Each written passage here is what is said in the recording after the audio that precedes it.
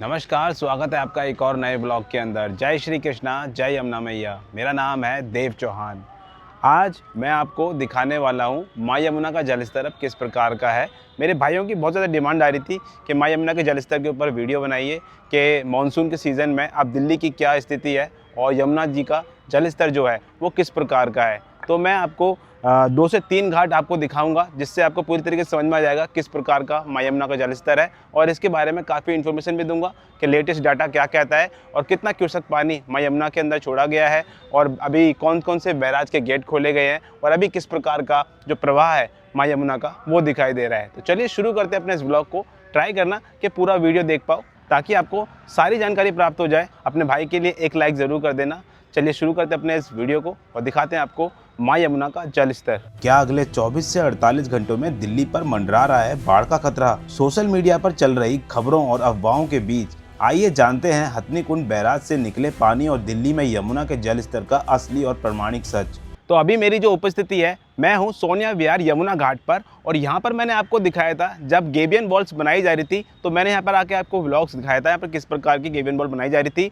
4 layers की यहाँ पर गेबियन वॉल बनाई गई थी जो मिट्टी के कटाव को रोकने के लिए बनाई गई थी। अब आप जल स्तर को इस तरीके से देख सकते हो कि जो गेबियन वॉल की 4 लेयर्स थी उनमें से 2 लेयर्स तकरीबन डूब चुकी है और जो 2 लेयर्स है अभी भी यहाँ पर दिखाई दे रही हैं। पीछे का हिस्सा जो है वो अभी पूरी तरीके से सूखा है और वहाँ तक जल स्तर नहीं पहुँच पाया है। अब मैं आपको एक और चीज़ बता देता हूँ। अब हम आगे की तरफ चलते हैं सोनिया विहार के इसी रास्ते की तरफ, और यहाँ से आप जल की स्थिति देख रहे होंगे आपको किस प्रकार का माँ यमुना का जो जल है वो थोड़ा मटीला हो गया है, क्योंकि पीछे आप जानते हो कि पहाड़ों पर बरसातें हो रही है, बारिशों में जो मिट्टी होती है वो भी बह के पानी के साथ साथ आ जाती है, तो इसीलिए जो जल है उसका जो कलर है वो थोड़ा पीला पीला येलो दिखाई दे रहा होगा। अब हम आगे की तरफ चल रहे हैं, जो जहाँ पर आपको मैंने क्रूज़ दिखाई थी, क्रूज़ वाली साइड में आप देख रहे होंगे जहाँ पर नया रिवर फ्रंट बन रहा था, उस जगह पर अभी किस प्रकार का जल की स्थिति है वो आप देख लीजिए। अभी पूरी तरीके से ऐसा कुछ नहीं है कि बाढ़ वगैरह कुछ आ गई हो,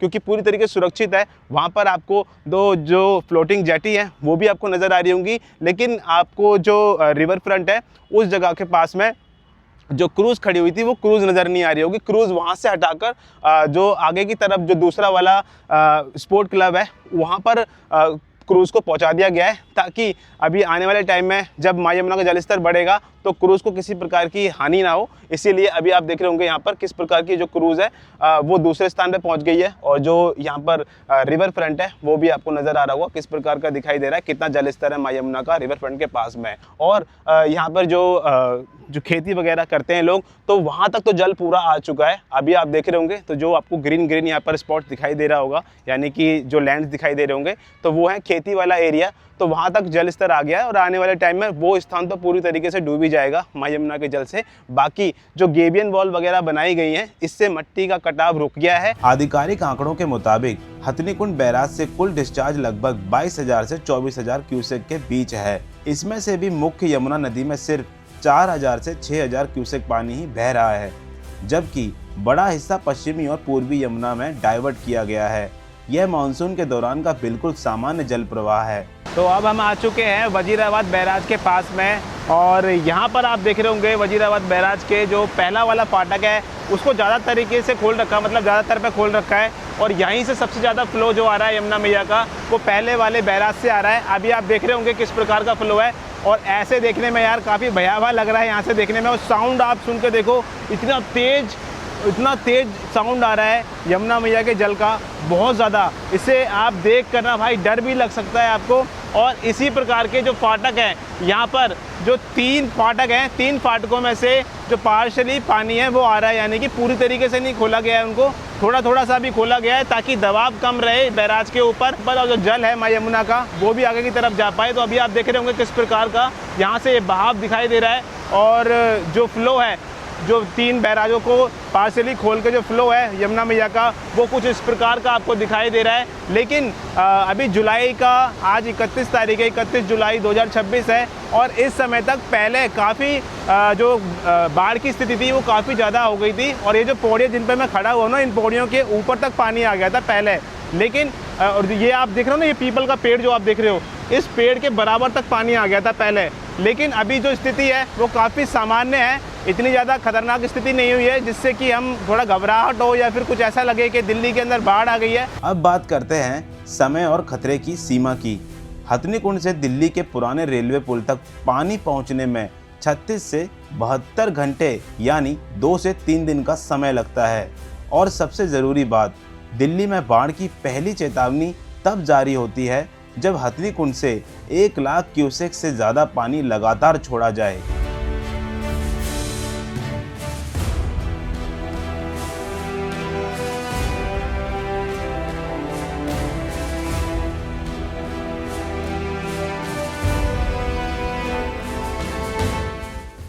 तो अब हमारी मौजूदगी है लोहा पुल के पास में। तो अभी आप देख रहे होंगे जो लोहा पुल के पास में मीटर स्केल जो है माँ यमुना के जल स्तर को नापने का, तो वहाँ पर आप देख रहे होंगे किस प्रकार की स्थिति है। यानी कि जो जल है अभी माँ यमुना का 31 जुलाई 2026 को यहाँ तक नहीं पहुँच पाया है, जो मीटर स्केल है वहाँ तक भी नहीं पहुँच पाया है। तो अभी जल स्तर पूरी तरीके से नियंत्रण में है पाया। और मीटर स्केल के पास में ही आपको दिखाई दे रहा होगा एक और मशीन जो कार्यरत है, वो वाटर मास्टर यहाँ पर काम कर रही है। और वाटर मास्टर आप देख रहे होंगे ये छोटी वाली वाटर मास्टर है जो कि पहले से यहाँ पर मौजूद है और यहाँ पर डिसिल्टिंग का काम कर रही है। और जो यहाँ पर गाद जमी हुई है जिसके कारण जो जल भराव है यहाँ पर हो जाता है, और जो यहाँ पर लोहा पुल बना हुआ है उसके जो पिलर्स वगैरह हैं उनमें कोई प्रकार की क्षति ना हो, यहाँ से जो पानी है वो जमा ना हो जाए, यहाँ से फ्लो जो आगे की तरफ बढ़ता रहे, यहाँ पर जमा ना हो जिससे जो पुल बना हुआ है उसको कोई क्षति पहुँच जाए। तो उसके लिए यहाँ पर डिसिल्टिंग पूरी तरीके से की जा रही है और जो पानी का फ्लो है वो आगे की तरफ बढ़ा जाएगा। जो जल स्तर है लोहा पुल से कितना नीचे आपको दिखाई दे रहा है। और अभी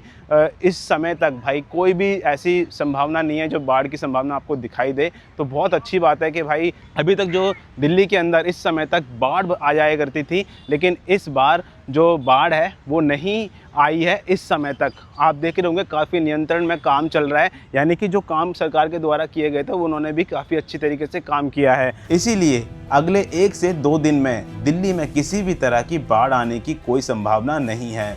किसी भी अफवाह पर विश्वास ना करें और सटीक जानकारी के लिए केंद्रीय जल आयोग CWC और हरियाणा सिंचाई विभाग के आधिकारिक पोर्टल को ही आधार मानें। अब आप एक और चीज़ देख रहे होंगे, जो यहाँ पर एक मंदिर बना हुआ है माँ यमुना के जल के बीचों बीच बाबा बालकनाथ जी का मंदिर बना हुआ है।